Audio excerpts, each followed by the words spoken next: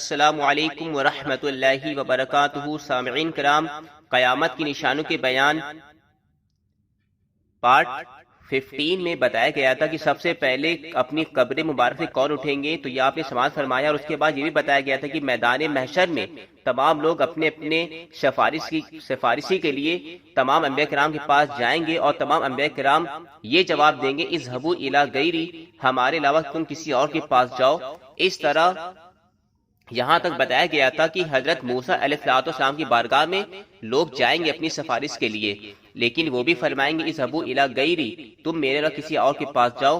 ہاں تم ایسا کرو، حضرت عیسیٰ علیہ السلام کے پاس جاؤ۔ سب لوگ دھیرے دھیرے حضرت عیسیٰ علیہ السلام کے پاس جائیں گے اور دست بدستہ عرض کریں گے، اے عیسیٰ علیہ السلام، خدا نے آپ کو روح اور کلمہ کہا ہے، جبریل علیہ السلام سے آپ کی دوستی کر دی، آپ کو اللہ تعالی نے واضح معجزات عطا فرمائے ہیں، اگر آپ ہماری سفارش کر دیں تو امید ہے کہ اللہ تعالی ہماری نجات فرما دے۔ حضرت عیسیٰ علیہ السلام فرمائیں گے، آج اللہ تعالی بڑے ناراض ہیں، مجھے تو ڈر ہے کہ میری بات پرسی نہ ہو جائے، میرا کیا بنے گا، کیونکہ میرے بعد میری امت نے کبھی تو مجھے اللہ کا بیٹا بنا دیا، کبھی مجھے وہ خدا ہی کہنے لگ گئے۔ میری یہ رائے ہے کہ تم سیدنا حضرت محمد مصطفیٰ صلی اللہ علیہ وسلم کے پاس جاؤ۔ تو سامعین کرام، عیسیٰ علیہ السلام بھی یہی فرمائیں گے اذهبوا الی غیری، میرے علاوہ تم کسی اور کے پاس جاؤ، یعنی کہ تم حضرت محمد مصطفیٰ صلی اللہ تعالی علیہ وسلم کے پاس جاؤ۔ ان کے مشورے سے سب لوگ پیارے نبی حضرت محمد مصطفیٰ صلی اللہ علیہ وسلم کی بارگاہ میں جائیں گے اور عرض کریں گے، یا رسول اللہ صلی اللہ تعالی علیہ وسلم، آپ محبوب خدا ہیں۔ فرمایا، لیغفر لک اللہ ما تقدم من ذنبک وما تأخر، لوگ اللہ کے عذاب سے ڈرے ہوئے ہیں اور آپ اللہ کے فضل کی وجہ سے عذاب سے محفوظ ہیں۔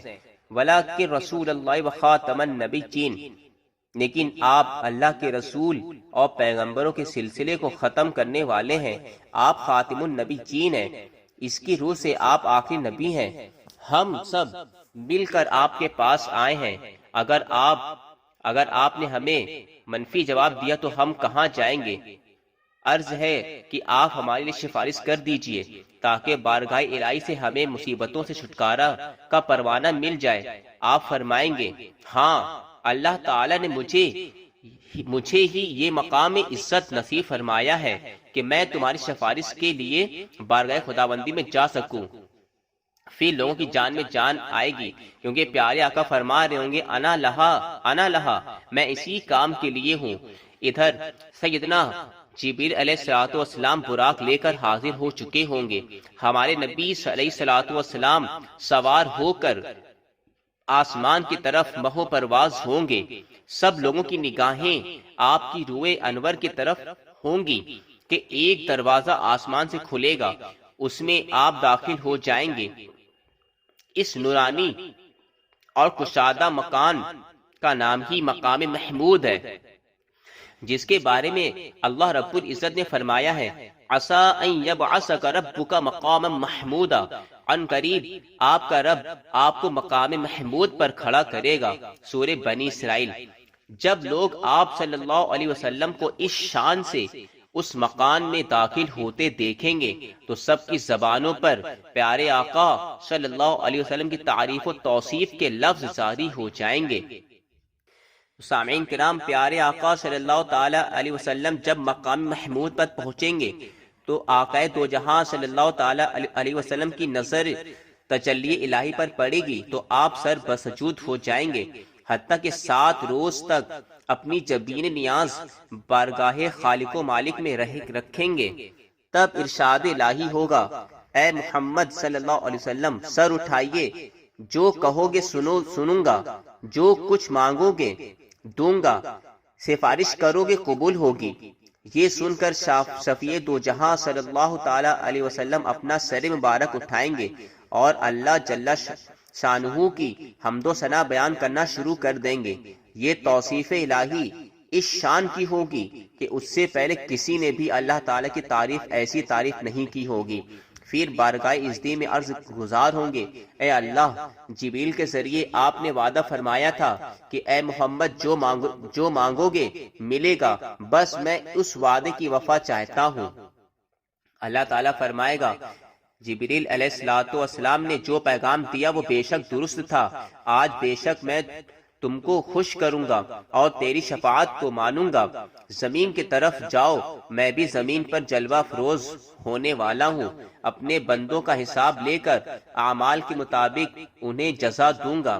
اللہ تعالیٰ سے ہم کلام ہو کر محبوب کائنات صلی اللہ علیہ وسلم زمین پر تشریف لے آئیں گے۔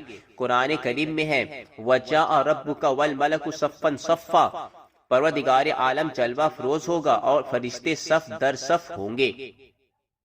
سامعین کرام، ادھر سارے انسان آپ کی طرف متوجہ ہو جائیں گے اور پوچھیں گے، یا رسول اللہ صلی اللہ علیہ وسلم، خدا نے ہمارے حق میں کیا ارشاد فرمایا ہے؟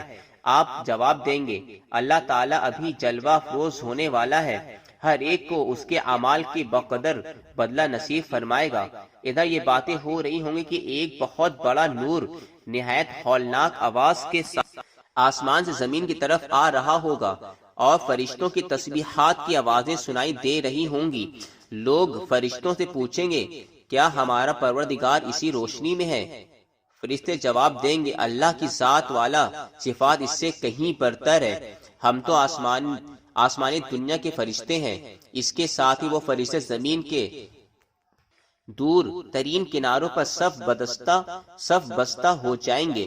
تھوڑی دیر بعد ایک اور نور اپنی پوری ہولناک کے ساتھ نمودار ہوگا اور لوگوں کی نظریں اس آسمانی روشنی کی طرف لگ جائیں گی۔ اب تو لوگ یقین کی کیفیت میں دریافت کریں گے، اے فرشتوں، کیا ہمارا معبود برحق اسی نورانی تجلی میں ہے؟ وہ کہیں گے، خداوند قدوس اس سے کہیں زیادہ برتر ہے، ہم تو دوسرے آسمان کے فرشتے ہیں۔ یہ کہہ کر وہ بھی پہلے فرشتوں کی طرح زمین کے دور کناروں پر صف بستہ ہو کر کھڑے ہو جائیں گے۔ سامعین کرام، اللہ رب العزت نے ارشاد فرمایا ہے، وَنُفِخَ فِي الصُّورِ فَصَعِقَ مَن فِي السَّمَاوَاتِ وَمَن فِي الْأَرْضِ إِلَّا مَن شَاءَ اللَّهُ، اور سور پھونکا جائے گا، پس تمام آسمان اور زمین کے رہنے والے بے ہوش ہو جائیں گے مگر وہ جس کو خدا چاہے کہ بے ہوش نہ ہو۔ اس ارشاد الہی کے مطابق حضرت اسرافیل علیہ السلام کو حکم ہوگا کہ وہ سور پھونکیں۔ اس کی آواز ایسی ہوگی کہ سیدنا موسیٰ علیہ السلام کے علاوہ ہر ایک بے ہوش ہو کر گر پڑے گا۔ بخاری شریف میں ہے کہ پھر اللہ تعالیٰ کا عرش 8 فرشتوں کے کاندھوں پر نازل ہوگا۔ اللہ فرماتا ہے، وَيَجْعَلُ عَرْشَ رَبِّكَ فَوْقَهُمْ يَوْمَئِذٍ ثَمَانِيَةً، اسے بیت المقدس میں رکھ دیا جائے گا۔ آج اسی جگہ بیت المقدس میں صخرہ لٹکا ہوا ہے۔ یہ عرش خداوندی کسی انداز سے اترے گا، اس کی کیفیت کسی کو نہیں معلوم ہو سکے گی، کیونکہ اس وقت سب کے سب بے ہوش ہوں گے۔ تو سامعین کرام، یہ بیان تھا قیامت کی نشانی کا اور میدان محشر میں کس طرح تمام امتی لوگ پریشان ہوں گے اپنی سفارشی کے لیے، اور تمام امتی تمام انبیاء کرام کے پاس جائیں گے اور ہر نبی یہی فرمائیں گے، اذهبوا الی غیری، ہمارے نہ کسی اور کے پاس جاؤ۔ آخر میں تمام امتی حضور صلی اللہ تعالی علیہ وسلم کی بارگاہ میں حاضر ہوں گے اور کہیں گے، یا رسول اللہ ہماری شفاعت فرمائیے۔ تو پیارے آقا فرمائیں گے، انا لہا، میں اسی کام کے لیے ہوں۔ پھر آپ اللہ رب العزت کی بارگاہ میں دعا کریں گے اور اس کے بعد آپ کو مقام محمود عطا فرمایا جائے گا اور لوگ دیکھیں گے، اور مقام محمود میں پہنچنے کے بعد آپ اللہ رب العزت کی اس شان سے حمد و ثنا اور عبادت الہی فرمائیں گے کہ اس سے پہلے کسی نے بھی اس طرح کی عبادت نہیں کی ہوگی۔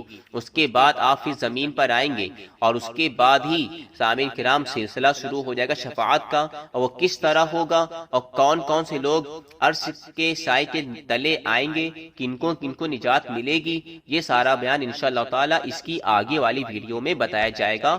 مزید جانکاری کے لیے ہماری ویڈیو کو ضرور دیکھتے رہیں اور ان ویڈیو کو اپنے دوستوں میں بھی ضرور شیئر کریں تاکہ ان کے علم میں بھی مزید اضافہ ہو۔ السلام علیکم ورحمۃ اللہ وبرکاتہ۔